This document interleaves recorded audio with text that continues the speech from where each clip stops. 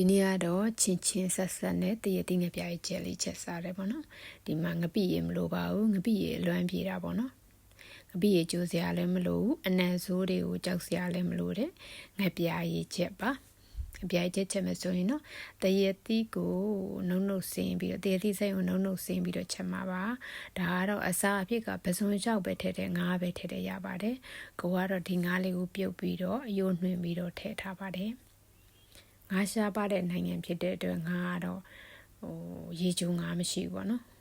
တချို့ငါတွေကလည်းတော်တော်နန်းနေရေငံဆိုတော့လေဒီငါလေးကအရင်အနံမဆိုးတော့ဒီငါလေးကိုထည့်ပါတယ်အချုံမုံနဲ့ငပြာရည်နဲ့နနွေးမုံနဲ့ထည့်ပြီးတော့လို့ဆိုရင်ရေနဲ့ငထည့်ပြီးတော့ပြုတ်ပါမယ်နူအောင်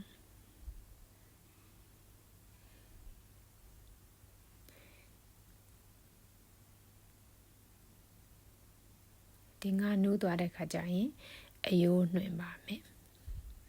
အယိုးမပါအောင်နှွင်မယ်ဘာလို့လဲဆိုတော့ငပိချက်ဖြစ်တဲ့အတွက်ငပြားချက်ဖြစ်တဲ့အတွက်ဆန်းပြီးတော့နေစားတဲ့ခါကျရင်အယိုးမကြောက်ပါဘူးပေါ့နော်အဲကြောင့်မို့အယိုးအကုန်လုံးကို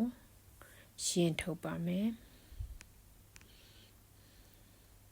အကုန်လုံးအယိုးမရှိတော့ဘူးဆိုရင်ချက်လို့ရပါပြီငရုတ်သီးစိမ့်တရက်သီးစိမ့်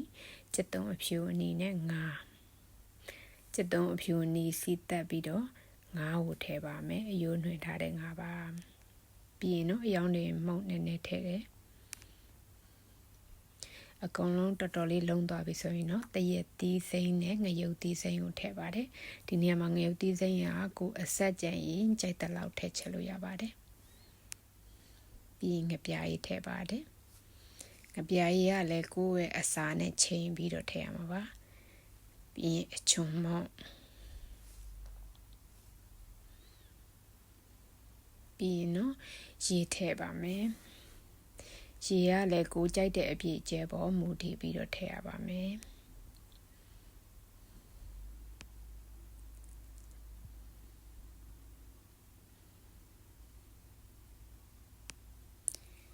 နည်းနည်းလေးပြင်အောင်ဆိုပြီးတော့စားလေးနည်းနည်းထပ်ထည့်ပါတယ်ပြီးွားရင်တော့စားလို့ရတဲ့အနေထားပါဒါကတော့ငပြားရည်ချက်နဲ့တွေ့စားမယ်ကြောက်ဖြုံဒီဟင်္ကာပေါ့နော်ကြောက်ဖြုံဒီဟင်္ကာလေးချက်ထားပါတယ်ပြီးရင်တို့စရာအစုံနဲ့ပေါ့နော်ငကြော်လေးပိုင်းတော့ရှယ်မိုက်တာပေါ့နော်ငကြော်ကတော့မရှိပါဘူးငါရှာပါတဲ့အတိုင်းပြအောင်နေလို့